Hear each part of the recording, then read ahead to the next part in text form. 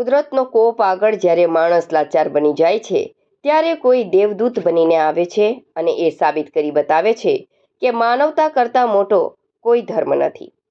આવો જ એક હૃદયદ્રાવક અને હિંમત તથા ભાઈચારાની મિસાલ કાયમ કરતો કિસ્સો અંકલેશ્વરના પિરામણ બ્રિજ નીચે બનવા પામ્યો છે, જ્યાં બે જાંબાજ યુવાનોએ પોતાના જીવના જોખમે પૂરના પાણીમાંથી 2 લોકોનો આબાદ બચાવ કર્યો છે.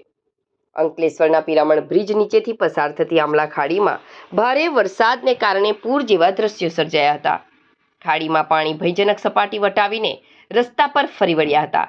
આ ધસમસતા અને કાળમુખા પ્રવાહની ગંભીરતા સમજ્યા વિના ત્યાંથી પસાર થવા ગયેલા એક તવેરા ગાડી અચાનક પાણીમાં ભારે વહેણમાં ફસાઈ ગઈ હતી. જોતજોતામાં ગાડી તણાવા લાગી અને તેમાં સવાર 2 ઈસમોને શ્વાસ તાળવે ચોંટી ગયા. ચારેય તરફ ઉછળતા પાણી અને મોતનો સાક્ષાત્કાર થઈ રહ્યો હતો. જ્યારે આ 2 અજાણ્યા લોકો જીવન અને મરણ વચ્ચે ઝોલા ખાતા હતા ત્યારે જેનો રામ રાખે તેને કોણ ચાખે તે ઉક્તિ સાર્થક થઈ હતી. પિરામણના રહીશ અને આઝાદ શટલના માલિક ફારૂકભાઈ તથા મહેમૂદભાઈની નજર આ દ્રશ્ય પર પડી હતી.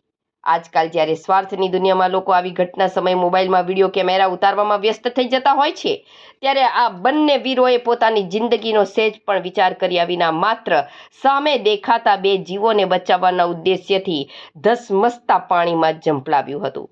પોતાના જીવને જોખમમાં મૂકીને ભારે મુશ્કેલીઓ અને વહેણના સામા પ્રવાહે તરીને ફારૂકભાઈ અને મહેમૂદભાઈ તવેરા સુધી પહોંચ્યા હતા. તેમણે અદ્ભુત સાહસ અને ધૈર્ય દાખવીને બંને ઈસમોને ગાડીમાંથી બહાર કાઢી હેમખેમ કાંઠે પહોંચાડ્યા હતા. જ્યારે તે બંને ઈસમો સુરક્ષિત કાંઠે પહોંચ્યા ત્યારે તેમની આંખોમાંથી વહેતા આંસુ માત્ર ભયના ન હતા, પણ ફારૂકભાઈ અને મહેમૂદભાઈ પ્રત્યેના અસીમ આભારના હતા.